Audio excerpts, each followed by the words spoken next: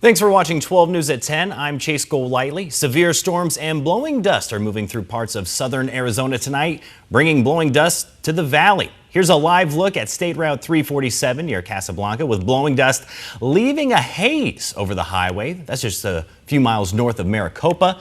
In Oracle, a neighbor sent us this storm video showing heavy winds and hail pounding the area. Check all of that out.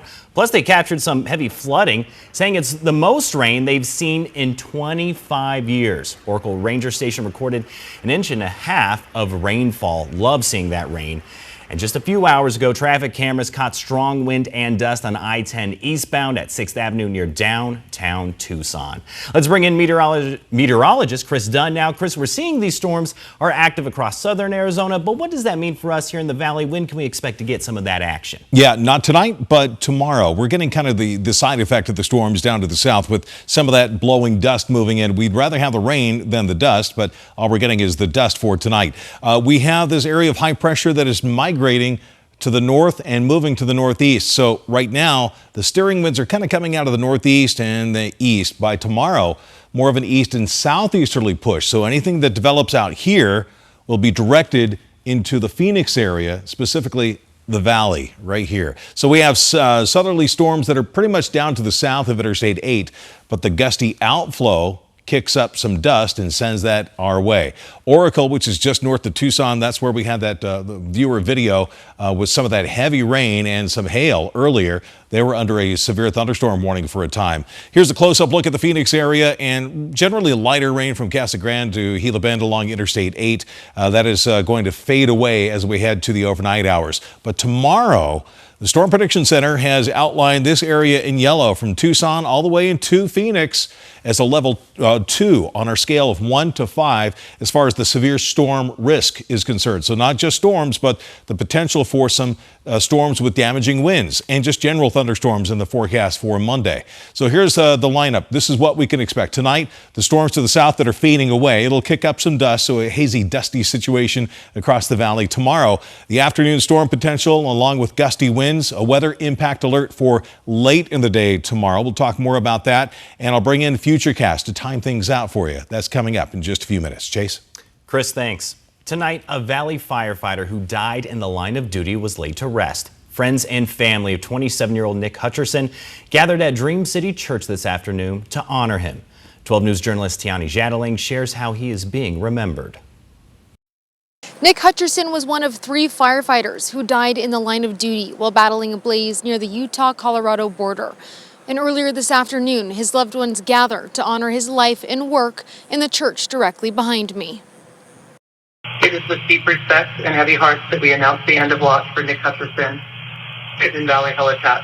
That was the final message family, friends, and fellow firefighters heard during a celebration of life for 27-year-old Nick Hutcherson Saturday afternoon. The Glendale native lost his life in the line of duty on June 27th, doing what his family says he loved most. You just stared at it, completely fascinated. And wow, it just hit me. I believe you fell in love with the fire department before you could even walk. Hutcherson was assigned to the U.S. Forest Service's Kaibab National Forest as part of the rifle helitack crew. But before his wildland fire career, he served in the U.S. Navy and hoped to one day become a doctor of physical therapy. He proudly served his country in the United States Navy, including a tour in Guam. He wanted to be a doctor of physical therapy because he wanted to help people. And he was a dedicated member of the Northern Arizona Deaf and American Sign Language community. Hutcherson started his wildland fire career back in 2021, taking on several roles, from a Type 2 firefighter to an incident commander Type 5. But his legacy extended far beyond his resume. It didn't matter if he was being briefed, walking down the trail, or in the middle of a casual conversation. His hands were moving constantly, signing, practicing, and learning.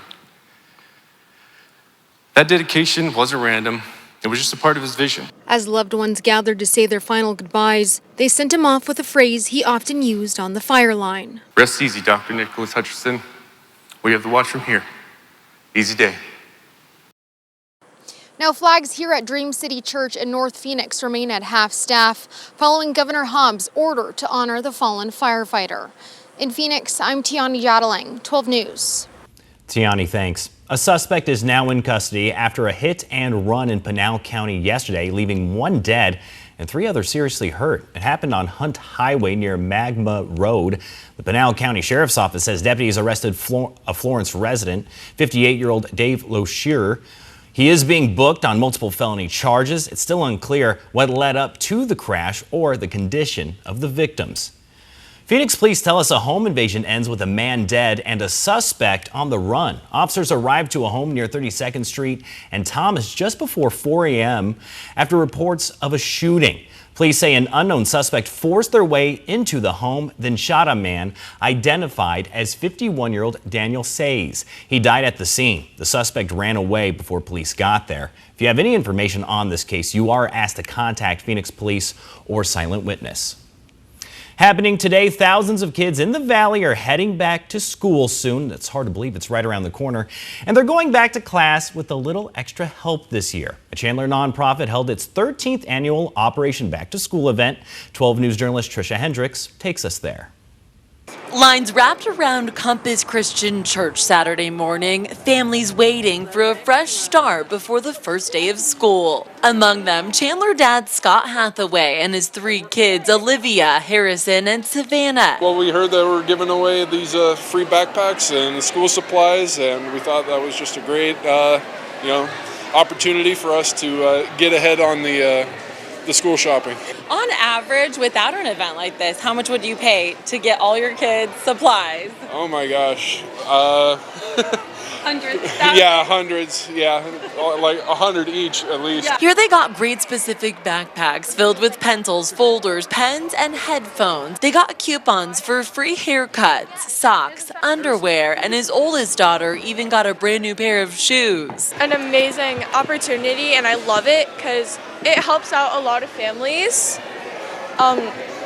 And I love my new backpack. It's really beautiful. All of these school supplies given out at no cost, all thanks to dozens of volunteers and sponsors who came together for the 13th annual Operation Back to School event. For organizer Jessica Rodriguez, this event is personal. I was one of these kids back in the day, so I feel like it's a really full circle moment where I get to enjoy other kiddos that are in need get a backpack. That memory is part of why she's spent years helping organize the event for Chandler's students. So we normally serve about 2,000 students every year.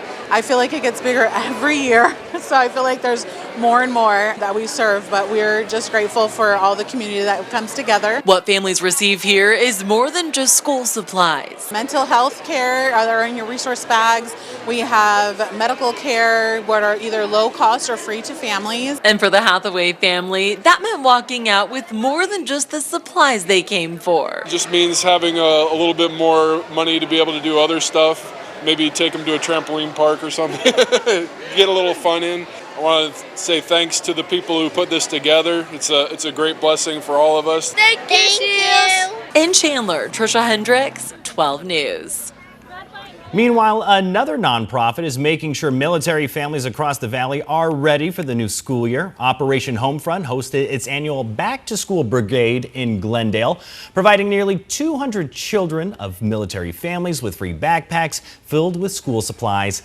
The nonprofit says many military families are also dealing with the cost of recent relocations, making back to school expenses even more difficult to manage.